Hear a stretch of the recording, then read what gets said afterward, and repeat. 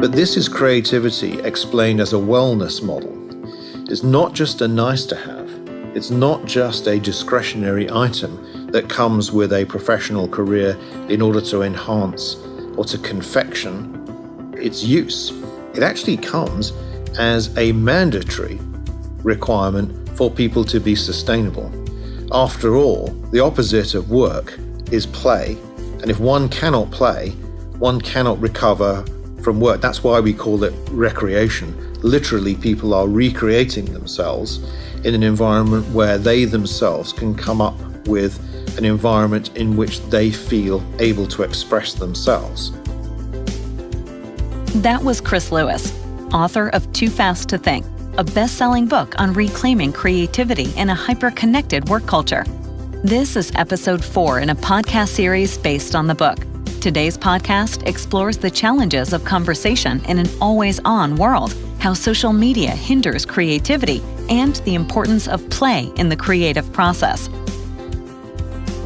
In Too Fast to Think, perhaps one of the very best interviews was conducted with a clergyman, Alistair Coles.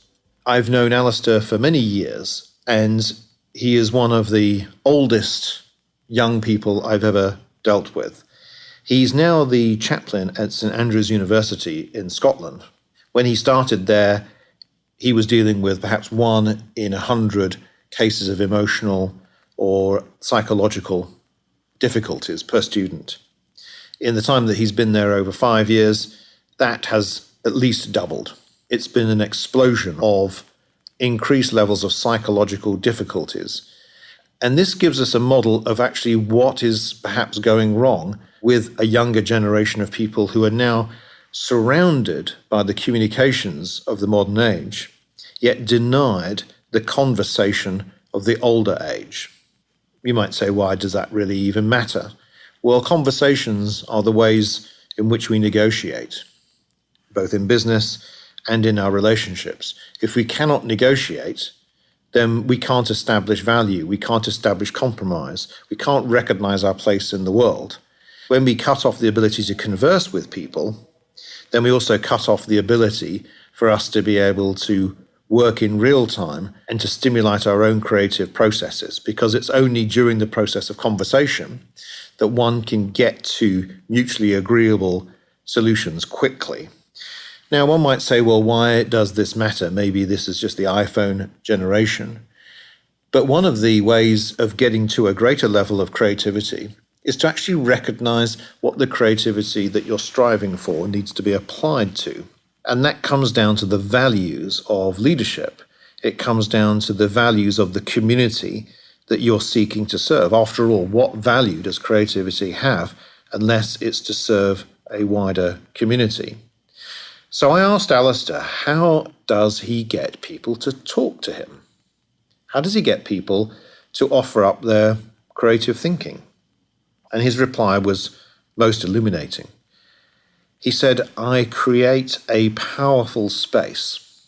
I don't know about you, but creating a powerful space doesn't come naturally to me. So I asked him, how does one create a powerful space?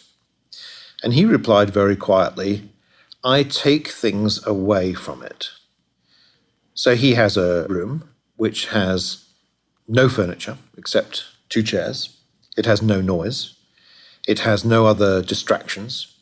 He creates a void into which people can be placed so that the noise, the pressures of the outside world are no longer pressing in an exterior fashion upon the person and therefore suppressing any ability for them to bring something that's innate outwards. He creates almost a vacuum in the room which drags and pulls out the creativity from the people that he's talking to. And this leads to some unusual effects. Sometimes he's counseling people who have actually never been engaged in conversation their whole lives, not by their parents, not by their peers, not by their tutors, not by anybody. Alistair is in fact the first person that has indulged in a meaningful, long-term conversation. To other people, this may be considered to be quite an extraordinary process. But in a modern environment with the iPhone, it's actually designed to interrupt conversations or even to prevent conversations. How many times do you go into a bar or a restaurant and see a family of 4, prototype model, all talking or listening or looking at their iPhones without making any conversation amongst them? How creative can a family be when they are involved in what can best be described as telepresence elsewhere? Could it be that the very creative process that they're involved in on social media is diminishing their presence in the here and now with other people and preventing that creative process? I think the conclusion is fairly clear. But this is creativity explained as a wellness model. It's not just a nice to have. It's not just a discretionary item that comes with a professional career in order to enhance or to confection its use. It actually comes as a mandatory requirement for people to be sustainable. After all, the opposite of work is play. And if one cannot play, one cannot recover from work. That's why we call it recreation. Literally, people are recreating themselves in an environment where they themselves can come up with an environment in which they feel able to express themselves. That's at the heart of the creative process.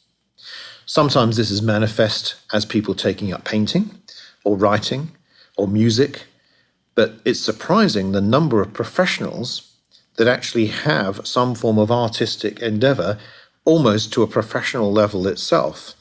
And this points to another aspect of the creative process, which is that it may well be homeostatically defended. I think that's the psychological term. Now, what do we mean by a homeostatic defense? Well, literally, the brain seeks balance all the time. If one drags it into the Western reductionist sphere for too long, it naturally homeostatically defends and catapults to the other intuitive side. That's why so many people who are doing professional roles find themselves listening to chamber music of an evening. It also works in a way that allows people to re-establish their balance. And so the educational process is not necessarily the one that is predicated around depth, but actually may well be predicated around breadth. Perhaps the definition of genius then needs to change from being something which was Western reductionistly driven down to a profound level of depth, and that profundity is actually often mistaken for real competence. So it may not be the profundity, but it may be the parenthesis that actually leads to genius, the ability to juxtapose between both the reductionist and the conceptual almost within the same sentence. And that perhaps also is a definition of what allows people to reach their potential. Because if there is a potential that lies beyond the conceptual or the creative, then that can only be enhanced by further practice of those two processes. But schools and education processes aren't set up like that. They are set up in the image of Enlightenment, Victorian educational systems, almost in the model of a factory. Sir Ken Robinson, who wrote the foreword to Too Fast to Think, is particularly illuminating on this subject. He's an educationalist of some standing and a personal hero of mine.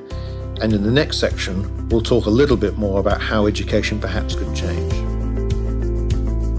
Chris Lewis is founder and CEO of one of the largest independent marketing and communications agencies in the world. He is a journalist and author, including of the best-selling book, Too Fast to Think.